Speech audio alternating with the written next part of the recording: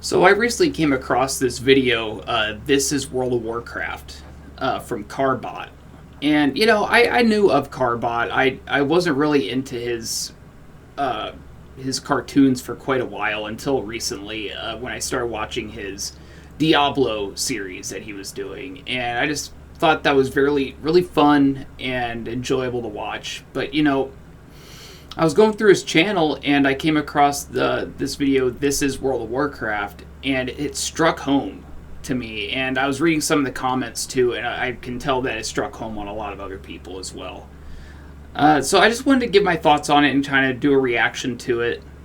I just uploaded my video about my PvP escapades and how cringy that was. And, it was just a different world back then. World of Warcraft was such a revolutionary thing that it took the entire world into a different era of communication, the way we think, the way we treated each other, and there was a real sense of community there worldwide from people. So I just want to do a reaction to this video and kind of give my feelings on it.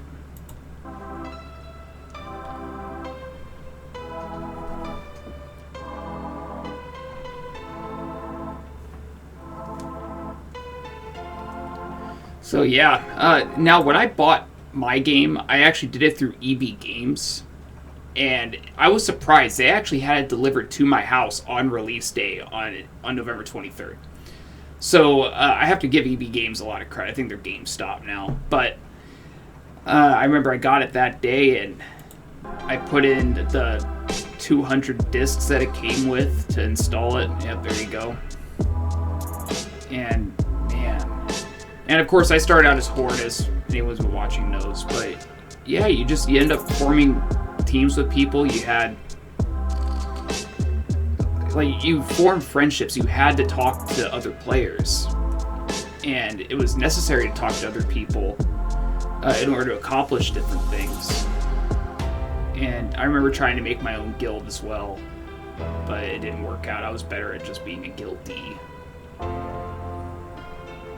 So when I first started playing, I was a solo player. I didn't like communicating with other people too much. I only did it, to do dungeons and things. And I joined a bunch of little guilds as I was leveling up. I remember the first one I joined was the Scuba Squad on Darkspear. And then I went and joined, after that fell apart after about level 30, because I remember I was in the Barrens when I joined the Scuba Squad. And the guild leader was Scuba Steve, of course. After that, I remember joining another guild called the Inner Circle of Doom. And I believe that's where I met some, not longtime friends, but some players that were real life friends. So they kind of incorporated me into their clique. And I remember we met in Live Strothholm, the living side of Strothholm, and they invited me into their guild. And they weren't doing endgame raiding yet. We were still just doing dungeons. Now, at this point, a lot of other guilds have been doing Molten Core and Onyxia. So once the Inner Circle of Doom fell apart, I joined another guild called Darken.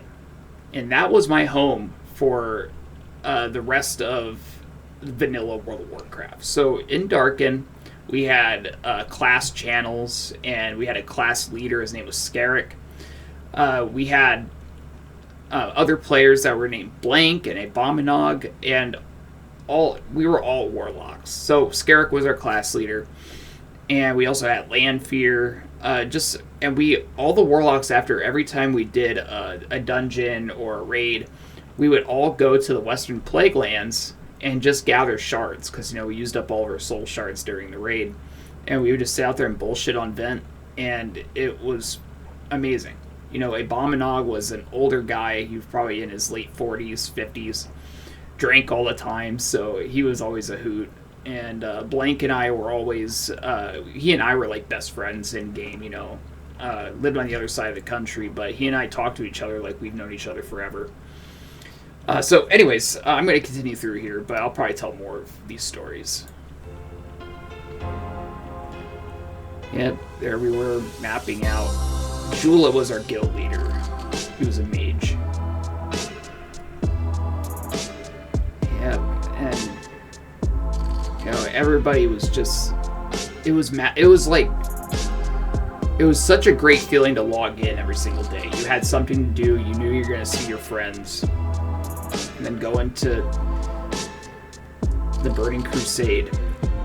The thing with the Burning Crusade, though, was that a lot of guilds died because of the Burning Crusade.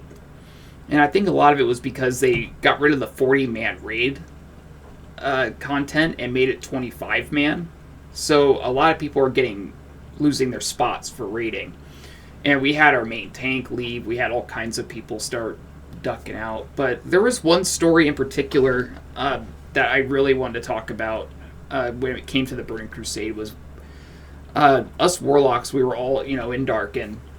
And we had one of our guildies, I'm not going to say the name though, but one of our guildies was another one of the warlocks. One day I logged on and I saw I had a letter in the mail, in the in-game mailbox, and it was, a couple thousand gold attached to it, and reagents and things like that, and the note was saying that you've been a great friend, and I'm going to miss you. And hopefully I'll see you in the next life. So, at the time, I was thinking, oh, this player's probably quitting. He was a good friend of mine and all. And then, later on, I was on Ventrilo, and that friend of mine was on there, along with other players too. And I just kind of jumped into the conversation, and I heard everyone talking about saying, like, don't do it. And this player was crying on Ventrilo, saying that they took a whole bunch of pills, and what ended up happening was one of our other guildies, the older guy, Abominog, ended up calling the authorities in this other player's town from across the country, and they got the emergency services to that player's house and saved their life. And a couple days later, that player logged in, and I gave all of the reagents and stuff back, but except for the gold, I kept it. I gave the gold back too, and it was just that was surreal to me, because I never really thought that you could actually save somebody's life from across the country or from another part of the world. That's how close the communities were back then, though. Nowadays, if somebody's going through something like that in World of Warcraft, there's a good chance nobody's going to give a shit. But back then, guilds talked to each other, and guilds treated each other like they were family. And I think that's an aspect that World of Warcraft lost. It was because of World of Warcraft that person's still alive. At least I hope they're still alive. Last I saw, they were doing pretty good these days. So, yeah, it was really just such a strong sense of family and community. Anyways, I'm going to continue through here. And Wrath of the Lich King. So Wrath of the Lich King, I got laid because of Wrath of the Lich King. Actually, I lost my virginity to Wrath of the Lich King. Not too late. I didn't lose it to the Lich King. But back then, simping was a whole different ball game. Like, if you simped, you had a better shot of actually getting some. And I remember there was this girl in my guild. I was no longer in Darken, and I was in my own guild now. I wasn't the guild leader, but we just merged with another one, and there was this really hot chick that was that merged with us. And I remember we were in Naxxramas, and we were I think we were either just about to kill Kel'Thuzad, or we just killed Kel'Thuzad. I can't remember. But I remember her saying, like, I need gold so I can get my winter flying, cold weather flying, and I gave her a good chunk of gold. And then we started talking, then we shared our MySpace accounts. And we both liked the way we looked, we liked our personalities, and yeah, we ended up meeting this girl who lived just about 4 hours away. And, looking back on it, that was a very risky thing to do, because I could have been catfished. But it all worked out, and we met at a neutral ground, and the place happened to have a hotel, and done deal. And that relationship lasted for a little while, and then it ended up phasing out, of course. But again, World of Warcraft. I guarantee you nowadays, no one's getting late meeting other players on World of Warcraft. It's not happening, and because nobody's talking to each other. Nowadays simping is extremely hard to pull off and be successful. You can simp, but you're probably not going to get anything out of simping these days. Girls know the score, but back then when you simped, it meant something. It fucking meant something, man. They always say, man, she's not going to fuck you. Back then they would. And they did. They did it for me. If they did it for me, they could have done it for you. Okay, let's keep going.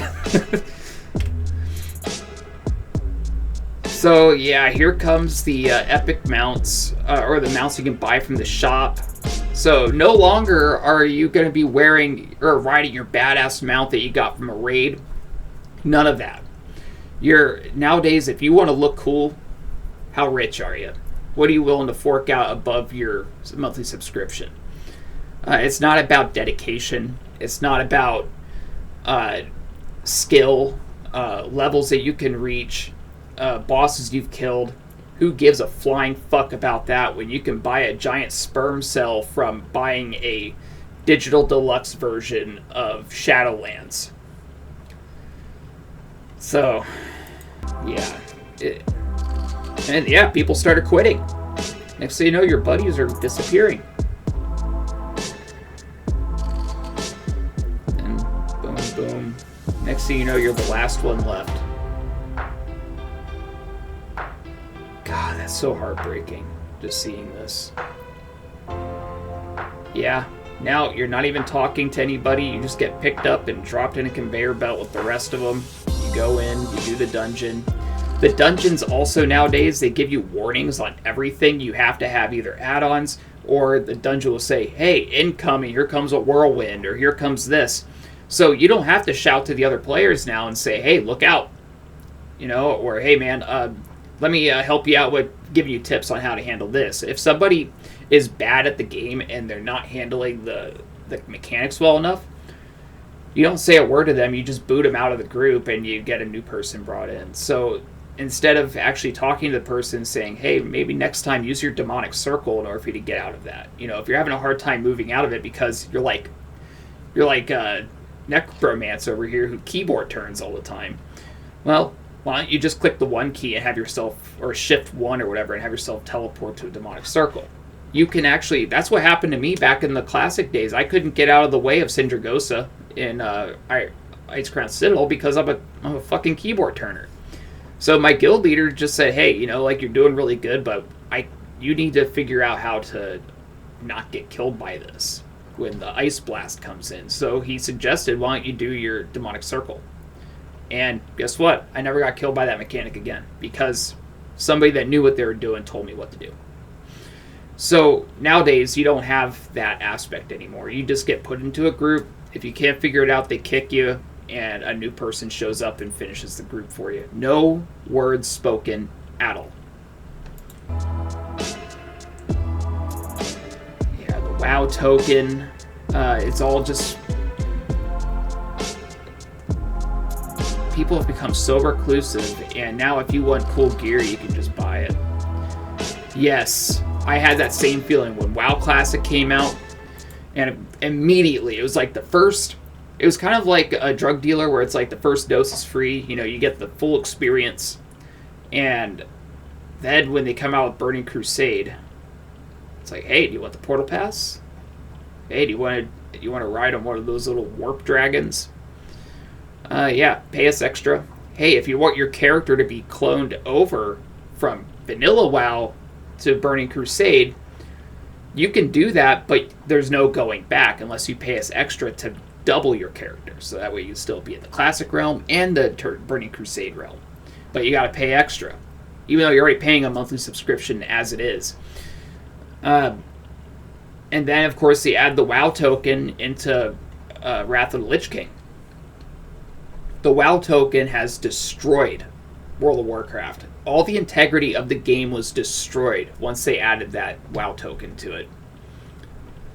There's no reason to, grind for gold anymore. You know, my buddies and I back in Classic, we used to team up and we would go and kill those elites outside Winter Spring to try to get ourselves the Priest elite. Eye of Divinity, or is the Eye of Shadow? I think it was the Eye of Shadow. Because that sold for a lot. And we'd go out there and we'd just tag team it, and then once it dropped, we would sell it and split the money. You know, there was a lot of trust with us to put that up there, but, you know, we trusted each other. And it was great. We formed like a brotherhood. Anyways, I keep on rambling, but I think this stuff's important, though.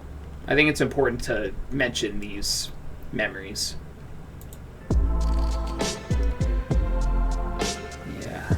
And that's the thing. Everybody, there's so many players that are just fine with this. And they're willing to just say, like, hey, you know what? I like the way that transmog looks. I like the way that mount looks. So here you go. I'm going to pay for it. And there's way too many people that are actually doing this, which is why Blizzard keeps on adding more.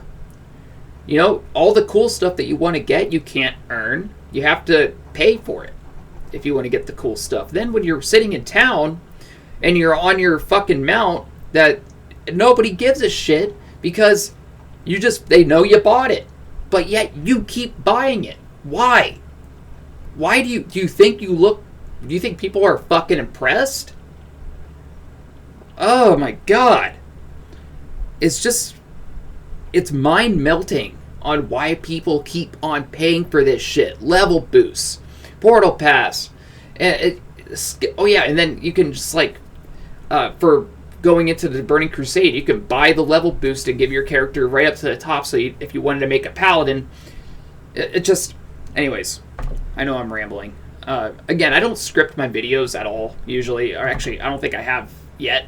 I might, but yeah, I tend to ramble. But man, this video is just so hits you right in the heart, you know? And yeah, this is the ultimate outcome for the people that remember the good old days. It's just heartbreaking. And then Classic WoW was supposed to be the answer to all the people that have been complaining about all the changes to World of Warcraft. Classic WoW was supposed to be there for us old-timers that just wanted to relive the old experience. Nope. You're never gonna... At the beginning of that trailer, it said you can never go home again. They're right. You can't. Because even when we went back to Classic Warcraft, when Blizzard released it, it wasn't the same because you have streamers now. And streamers, I hate to say it, they break the economy or the ecosystem to these games, you know. And it's not like it's the streamer's fault. They want to make content. That's just the way it goes, and people want to... it's just that when you have streamers, it ruins the sense of community that you have. It's not the same because everybody's just a fan of Asmongold, or someone's a fan of who's the other? Anyways, yeah, Asmongold's the best one I could think of right now, or S-Fan. You know, they just want to be in their guild, but yet you don't form that family naturally anymore. And yeah, so anyways, I just wanted to talk about, when I saw this video, a lot of thoughts came to my mind, and I just wanted to talk about it a little bit. So anyways, hope you all take care of yourselves, and I'll see you in the next one. Bye-bye.